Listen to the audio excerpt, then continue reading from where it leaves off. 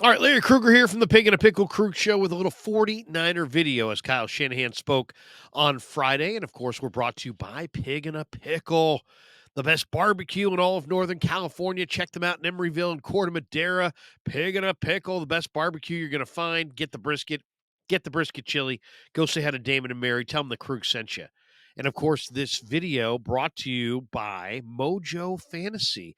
Check the link in the description. Make sure you use that promo code Krug, K-R-U-E-G, and get up to $100 matched on your first deposit.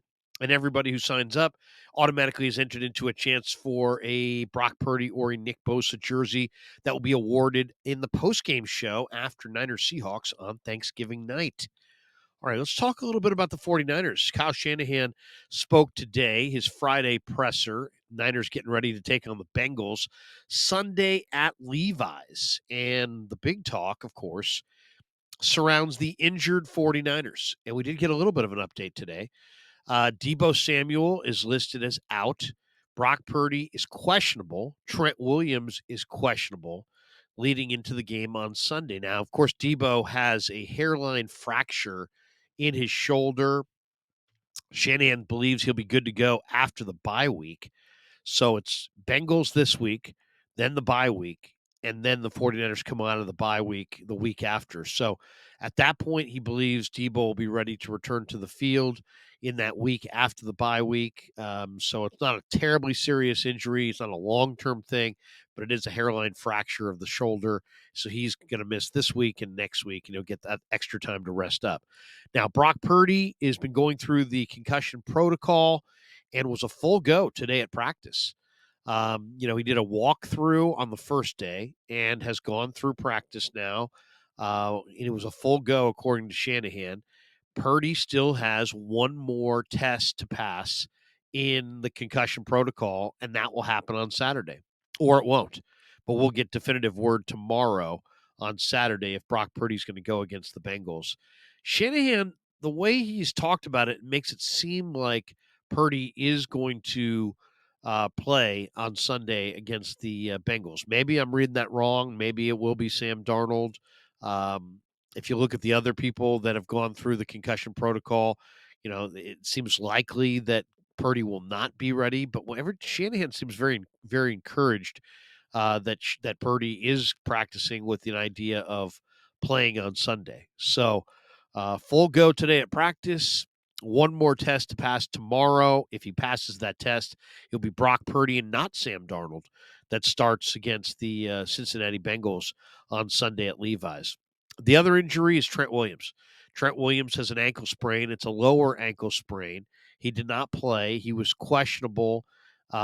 He's also listed as questionable. When Shanahan was asked about what Williams was able to do at practice today, he said that he practiced just at the beginning of practice. So if you're making me guess on this, I'm going to say that they're going to go with Jalen Moore another week and give Trent another week off. And then, of course, the bye week to get ready for the rest of the year. He's invaluable to them. Jalen Moore played a really solid game last week against the Vikings. If the 49ers were ever going to have confidence in Jalen Moore, it would probably be off of the performance that he had last week in the Dome against the Vikings, where he was really solid on that turf. And, it sounds like Trent Williams, since he was only able to go at the beginning of practice, that he's probably not going to go. And my guess is that Jalen Moore is playing at such a good high level that they feel confident in Jalen Moore and that they're going to give Trent that extra week off. So my guess is, well, Debo's not going to go. He's out. My guess is Purdy is going to go and that Trent Williams is not going to go, and you're going to see Jalen Moore at left tackle. Kyle Shanahan was asked about Brandon Allen this week and how well he has done a good job running the scout team, trying to give the defense a good look at Joe Burrow, and said that Allen has done a real nice job. And obviously, Allen knows Burrow as his backup in Cincinnati a year ago. Kyle was also asked about Steve Wilks and the dialogue back and forth between Wilks. And I think a lot of the questions on Shanahan or to Shanahan are kind of pressing him on how that relationship and that communication is evolving. I think most people are expecting the fact that Kyle said that that Wilkes messed up the call in the second quarter, that there's some kind of fallout. And it is funny because it came across as harsh, and it came across as a little bit critical. Um, and I think most people in their world would think, "Oh God, there's probably some bad blood there between Shanahan and Wilkes." And all I would say from my experience is that you know, there's a lot of harsh criticism in pro sports, especially in football, from player to coach, from head coach to assistant coach. There's a lot of very direct, pointed conversations. Um, and yet there's no real room for feelings. You don't see the players overly concerned or coaches overly concerned about the tenor of the conversation that they have with their players, and you don't see the head coach being too worried about the sensitivity of things. Kyle said, "Hey, it's just been regular football talk. I had the final say. I didn't on that call in the second quarter. I didn't overrule it. It's on me." He said he's fine with the all-out blitz call that Wilkes made, just not in that situation. And once again, and I said it at the time, um, it was a risk reward thing. There was too much risk and not enough reward, so it was the wrong call. And it's as simple as that. And the fact that Kyle then took it to the podium and said that Wilkes messed up, I think a lot of people are now reading into like, well, is there some kind of dysfunction in the relationship? And I think what it really does is it sheds a light on how direct the communication oftentimes is, and how pointed the communication is between a head coach and his assistants, and how assistants can get real verbal with their players, and head coaches can get real verbal with their assistants, and doesn't mean that there's some kind of erosion of trust or some kind of breaking down of the relationship, or this is some kind of untenable situation going forward. This is just life, regular life in pro football. um, a lot of pressure, tough guys, direct communication, just the way it is. Total accountability is demanded. Players have to be totally accountable. Assistant coaches have to be totally accountable to the head coach, and that's how. And the S rolls downhill, so to speak.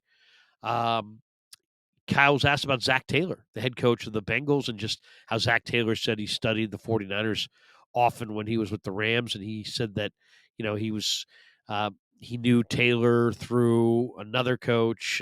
And obviously, a lot of these coaches it's a very, very close fraternity. Um, and of course, the bottom line today you know, the big story today is Brock Purdy. And Brock Purdy's got one more day to pass in the concussion protocol, as we mentioned before. And if he passes it, he'll be playing on Sunday. And then the last topic that was broached in the presser was that, Christian McCaffrey has stated that he really loves playing for Shanahan. And it's like it was a total love fest. Chris CMC says he loves playing for Shanahan. He loves playing for the Niners. And Shanahan said, "I love coaching." Christian McCaffrey described him as a gym rat.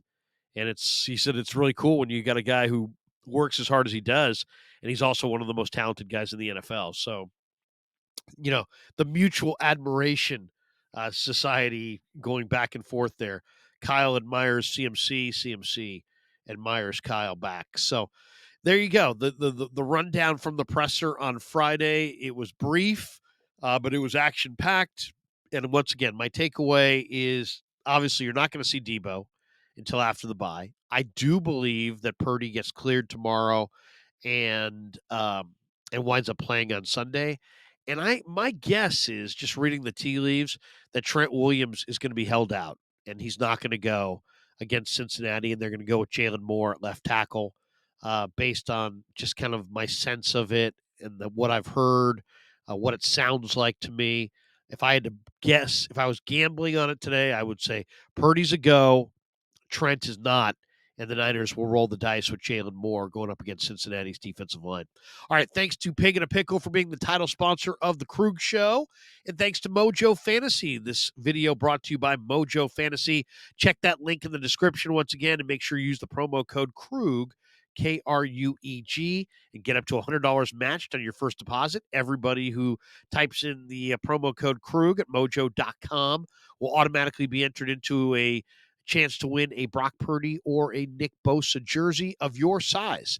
And we will award that jersey on Thanksgiving night in the post-game show after Niners and Seahawks do battle up in the Pacific Northwest. And thanks to all you guys for supporting The Krug Show on YouTube.